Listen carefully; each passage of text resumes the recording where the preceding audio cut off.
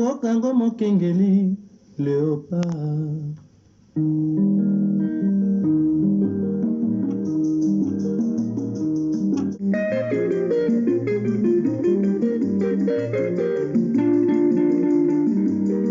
Mikolo tosekalaki na mosolo ya mboka Kongo ekoki tofungwani miso lelo tomoni bozoba nyonso tosali oya kobongisa Kongo aveni. Cela sous-entend, si nous avons la réalité telle que nous les voyons, c'est parce que ici, tout le monde est d'accord de cette situation. Je ne sais pas si vous êtes d'accord.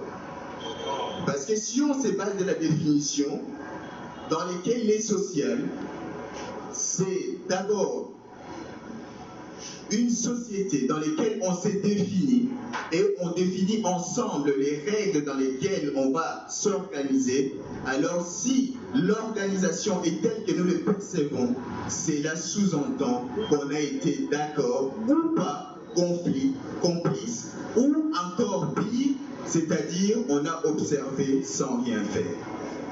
D'où la réalité dans laquelle nous nous trouvons. Ici, cette conférence, c'est avant tout pour interpeller la conscience de chaque Congolais et Congolaise sur cette question sociale.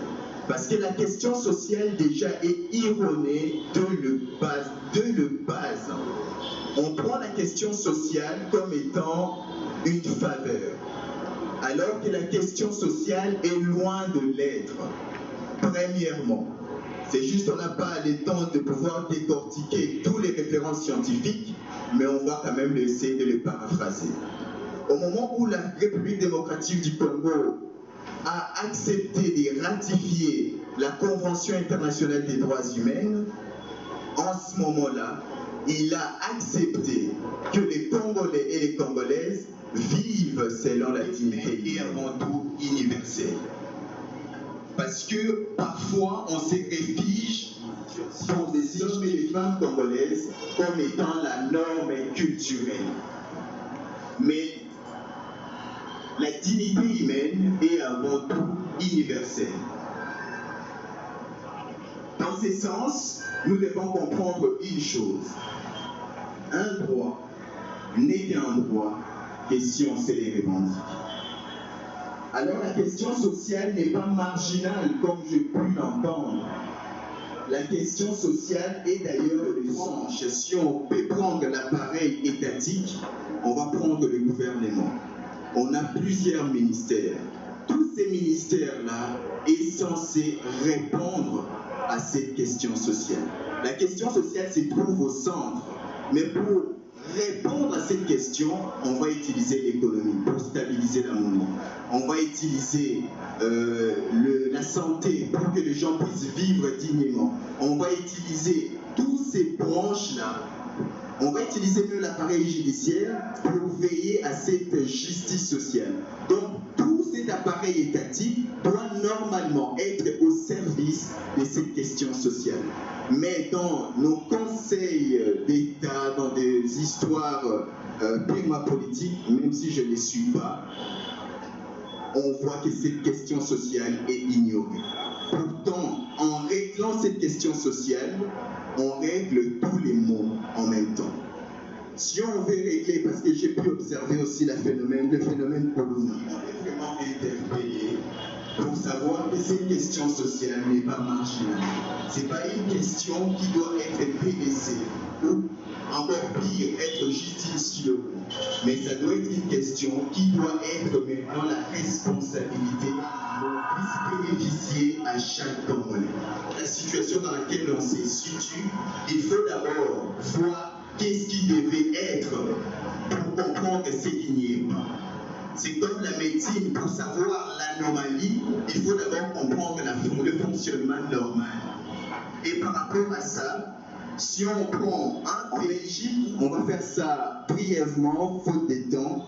En Belgique, on a deux piliers lorsqu'on parle du social, qui est d'abord une question étatique. Ce n'est pas les questions individuelles d'une bienfaisance où les gens vont agir de leur propre gré, par pitié ou par faveur. Mais c'est un droit qui doit être discuter au sein des institutions. Et dans ce sens-là, la Belgique a institué deux choses. On a deux piliers. On a le pilier assurantiel et on a le pilier assistentiel. Le pilier assurantiel est assuré par la sécurité sociale. On a 7 piliers dans ce groupe-là.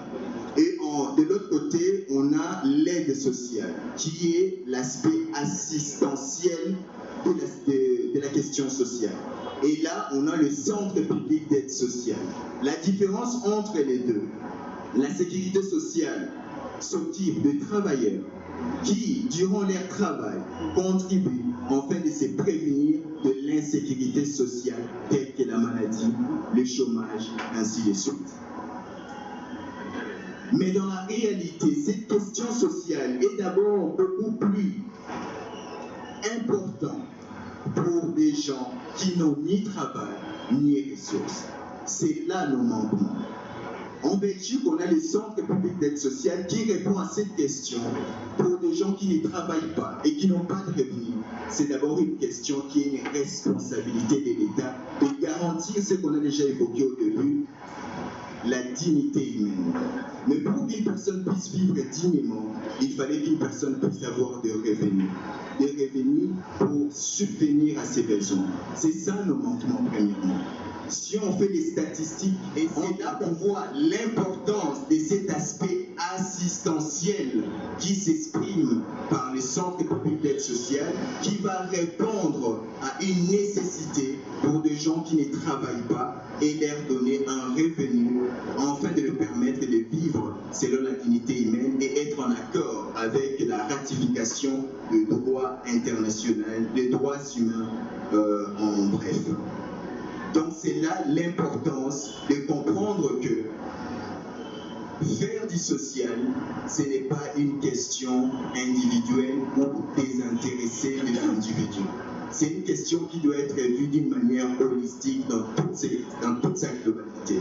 Ce n'est pas une question à ignorer, à attendre par exemple les élections pour se laisser berner par cette illusion d'avoir de bons pains, d'avoir des sacs du riz, mais c'est une question qui a un droit. Et comme je ne cesse de le dire, un droit doit être revendiqué. C'est d'ailleurs ça l'essentiel, même la quintessence de notre intervention, de faire de cette question sociale une question au cœur de la politique congolaise. Et que ça ne doit pas être mis à côté, mais au centre. Tout doit converger à la réponse de cette question sociale. Si on règle la question sociale, on règle tous les maux du peuple congolais. S'il y a des colonnes, c'est parce que on sait la réalité dans laquelle on se trouve. Il n'y a rien de pire que de condamner sans donner des solutions. Et quand on donne des solutions, il faut penser à des solutions curatives et non pas palliatives. Parce qu'on ne fait que transposer les problèmes sans pour autant répondre à des vraies questions. Je vais revenir sur la phrase qui a été dite. Le progrès social ne s'inscrit pas dans une multitude des actes de bienfaisance, mais dans l'idée de faire de la dignité humaine une valeur et une mission suprême. Cette valeur et cette mission ne doit pas être délaissée à un groupe d'individus, mais ça doit être une responsabilité collective. Penser dans une conscience collective. Ce n'est que comme ça que les choses peuvent changer ou espérer du moins de changer les choses. Mais en même temps, faire du progrès social,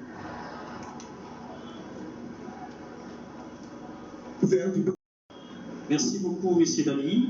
Je crois que nous allons faire un récapitulatif dans l'exposé de M. Dali. L'exposé de M. Dali a porté sur la question sociale congolaise. Il a voulu montrer que cette question est d'abord une question de droit. Et un droit n'est qu'un droit lorsque le revendiqué. Et cette question n'est pas une question individuelle, mais une question collective. Et par conséquent, on doit s'approprier. Il a illustré la situation au niveau de la Belgique où cette question est une question d'État. Et nous avons un problème. Il a dit, tous les problèmes que nous avons c'est un problème qui a comme cause la question sociale. Et lorsque les Congolais, par le groupe, d'une manière holistique, prend en charge, n'est-ce pas, la question sociale, on résout tout le problème des Congolais. Donc voilà un peu ce qu'il a dit, et il a beaucoup insisté en disant un droit n'est qu'un droit lorsque on sait le revendiquer. Et au lieu de se plaindre, on devrait plutôt connaître le droit et le revendiquer, et la vie sociale est un droit. Et il a illustré cela dans cette thèse qui dit « Les progrès sociaux ne s'inscrivent que pas dans une multiplicité des actes de bienfaisance, mais dans l'idée de faire de la dignité humaine une valeur et une mission suprême. Les progrès sociaux est possible que si la justice sociale devient la norme. » Ainsi, il a exposé. Nous allons laisser la parole au public et poser des questions. Certainement, il y a une question de droit à l'intérieur, mais je vous assure, ici, nous sommes des juristes managers, nous sommes des product managers et nous sommes des frontiers managers, donc le management est au centre et cette question est aussi une question managériale. Ainsi étant, nous laissons la parole au public. Vous avez des questions, voici comment on va procéder. Vous levez les doigts, vous vous présentez, posez votre question et le conférencier enregistre. On balaye une série de questions au fur et à mesure. Je vous informe en passant que le PCA est intéressé personnellement à cette conférence qui voit dans ceci, et je rappelle, une opportunité pour une coopération entre ILB et notre université. Et dans les jours à venir, pourquoi pas, cette université puisse aller à Bruxelles pour présenter aussi des conférences, comme l'a fait celui qui est devant vous, qui devrait rester. Ma question porte sur comment surpasser, en fait, lorsque moins de personnes ou la minorité acquiesce à votre définition de la dignité humaine, alors que la majorité n'accepte la mieux. Donc, vous avez une opinion sur la question sociale, et cette idée n'est pas soutenue par une majorité. Comment on peut dépasser cette faible soutien, c'est ça? Oui, et là, précisément dans les cas des dirigeants, de ceux qui nous gouvernent. Merci beaucoup. Une question suivante? Ma question est la suivante. Monsieur Dani, vous avez parlé de la stabilité économique. Où je suis de Managuel, je devais poser une question, savoir, vous et moi connaissons l'indépendance économique que nous n'avons jamais eue. Y a-t-il moyen de parler de s'attendre à une stabilité sociale qui notre pays est en train de naviguer? Y a-t-il moyen de s'attendre à cette stabilité? Monsieur Daniel Roy, c'est ça, pour l'exposer. J'ai juste des questions de compréhension. Vous avez parlé tantôt de la politique sociale.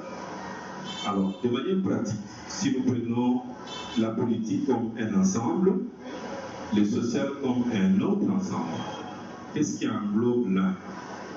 Est-ce que c'est confondu ou bien l'un englobe l'autre? Je voulais un peu lever cette idée. Et puis de là, je voudrais introduire une deuxième question. Du commissaire, pour rappel, l'Italie, c'est un pays qui est instable politiquement, mais socialement, ce n'est pas nécessairement médiocre. Qui voudrait voir le rapport qui entre la politique et le social. Et la deuxième question est plutôt... Mais les problèmes se posent, c'est quand cette souffrance se limite à des causes individuelles. C'est-à-dire, il n'y a pas cette conscience collective autour de cette même réalité. C'est ça le problème, premièrement. On vit tous la même situation, mais on ne les rend pas dans une écho collective. Parce que quand vous sortez ici, on sait que la majorité, parce que c'est ça le problème, la majorité sont dans la même situation. C'est-à-dire que les minorités qui sont un peu dans le... Voilà. Si on doit même parler de la classe sociale, on n'en a que deux. C'est la classe haute et la classe un peu marginalisée. Et la grande majorité se trouve dans cette classe marginale. Mais le problème est qu'on est nous-mêmes ignorants de notre propre réalité. Et ne rien faire participe à la perpétuation de la même réalité. Tant qu'on ne fait rien, rien ne changera. c'est pas une question de convaincre les gens, parce que les gens les vivent déjà de leur propre chair. On n'a pas besoin de les convaincre, ça se faut. C'est juste une question d'une conscience collective et de se retrouver, de défendre une cause qui nous sont tous. Il y a une interférence entre la stabilité économique qui n'est pas stable et la stabilité sociale. C'est-à-dire c'est impossible de rêver à une stabilité sociale alors que la question économique n'est pas encore réglée. Si c'était ça bien la question, je crois. Alors, pour répondre à cette question, premièrement, la question, on va parler du contexte du Congo. On est le seul pays où on peut avoir cette prétention de financer, que ce soit la sécurité sociale et que ce soit l'aide sociale, l'aspect assistentiel, sans l'intervention des travailleurs. Mais c'est une question de volonté et de management, comme on ne cesse de le dire. On est le seul pays. Le pays comme la Belgique, pour financer, que ce soit la sécurité sociale, pour financer l'aide sociale, c'est le contribuable. C'est les gens qui travaillent, qui contribuent pour que tout ça soit financé. Mais nous, on peut avoir le luxe de se dire, pour tout ce qu'on a, on est un scandale géologique, de se dire, on ne va même pas s'intéresser à ce que contribuent les travailleurs, mais juste à ce que le Congo peut produire comme étant profit. Et je pense, je ne vais pas m'éterniser là-dessus, on est tous conscients de ce que notre pays vaut. Sur la politique, c'est un tout. On a plusieurs diversités et à un moment donné, on s'est concerté pour se dire on va se donner ce qu'on appelle des normes et des principes, afin de permettre à ce que cette société soit vivable. Et c'est en ce moment-là que la politique sociale intervient. Mais d'abord, préalablement, on a d'abord toutes ces diversités culturelles qui sont là, qui existent. Mais parfois même, certaines diversités culturelles peuvent être contradictoires les uns des autres. Mais on l'ignore pas, parce que cette diversité, c'est un atout et n'est pas une problématique. Mais à un moment donné, étant une société unitaire et égalitaire, on s'est mis autour d'une table et on s'est concerté en créant ce qu'on appelle une politique commune qui va diriger tout le monde. D'autres personnes, les sociologues et ceux qui ont des juristes parleront de la loi, parleront du droit, ainsi de suite. Et même lorsqu'on parle de droit, la coutume est parmi les éléments constitutifs du droit. Donc c'est pas ignoré. Mais lorsqu'on parle de la politique sociale, c'est juste autour d'une table, on se décide qu'est-ce qu'on fait. Qu'est-ce qu'on fait de notre destinée. Et c'est en ce moment-là qu'on crée ce qu'on appelle des structures. Des structures qui vont répondre à cette besoin, qui vont répondre à la cause collective. Et c'est en ce moment-là que moi j'interviens de dire pour ramener cette question sociale au cœur des préoccupations, il faut que ce soit une question institutionnelle. Parce que aucune, je pense, je ne sais pas s'il y a des chefs coutumiers parmi nous, mais je pense que personne ne peut renoncer, peu importe les points culturels, à cette dignité humaine. Et certains sociologues nous ont même renseigné, on peut parler des masses. Lorsqu'on parle des degrés de besoin, cette besoin peut être l'aspect culturel, les contredire et dire que c'est incompatible avec cette universalité de droits humains ou de la dignité humaine. Ce n'est pas incompatible, mais c'est plutôt quelque chose qui se conjugue ensemble. Par rapport à cette reconnaissance du monde politique et social, les rapports qu'il y avait, vous avez voulu qu'ils puissent exister cela dans les cas d'Italie. À l'Italie, oui, il y avait cette question. Alors, justement, et ici c'est très intéressant la question, parce qu'on voit la différence entre le nôtre et d'ailleurs. Dans d'ailleurs, on a des institutions fortes. On a des institutions fortes. C'est-à-dire, peu importe la personne qui se situe là, c'est l'institution qui conduit la politique. Ce n'est pas, pour illustrer ça, on va prendre l'exemple B. Pardon. Quand Barack Obama est passé président des États-Unis, les institutions... Lorsqu'on parle de social, je voudrais en termes simples qu'on puisse comprendre, parce qu'il s'agit des questions sémantiques. Lorsqu'on parle de politique, il faut les situer au niveau des dirigeants. Lorsqu'on parle de social, il faut les situer au niveau du peuple. Alors, le social, c'est le peuple qui peut devenir meilleur. Vous aussi, même des lacunes, vous pouvez aussi. Ça dit vous pouvez. Ça répond au principe de oser. Et vous devez oser. Vous devez aller en Belgique. Vous ne devez pas oublier votre culture. Et même si vous voulez que vous puissiez parler en langue locale et qu'on puisse vous interpréter. Vous voyez qu'il est jeune, n'est-ce pas? Est-ce que vous ne pouvez pas tenir des conférences comme lui? Pourquoi pas, n'est-ce pas?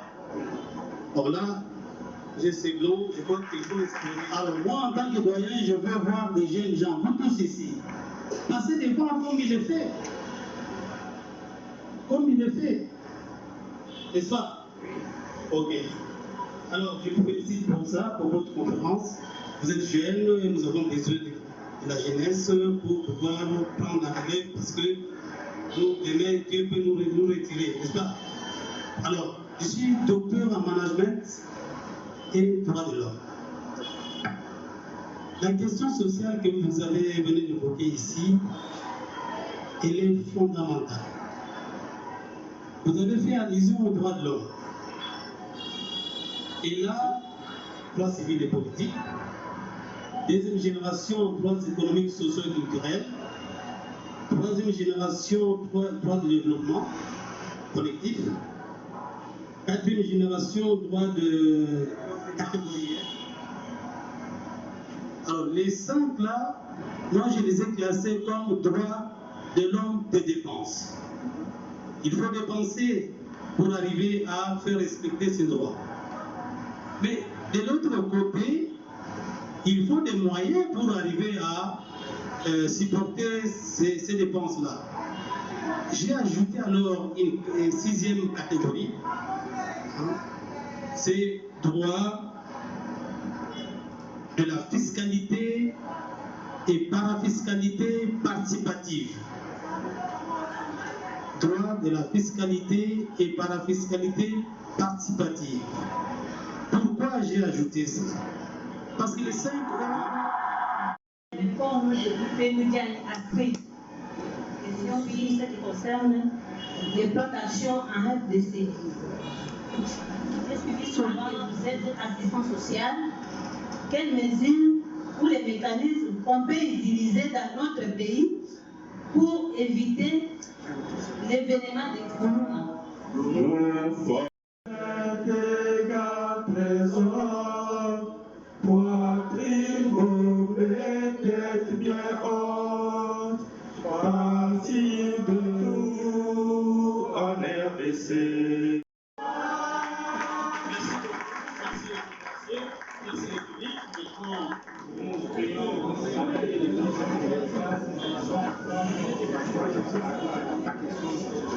Alors, une conférence qui a vraiment touché pas mal de personnes. Alors, vous pouvez nous résumer en quelques mots ce que vous allez dire?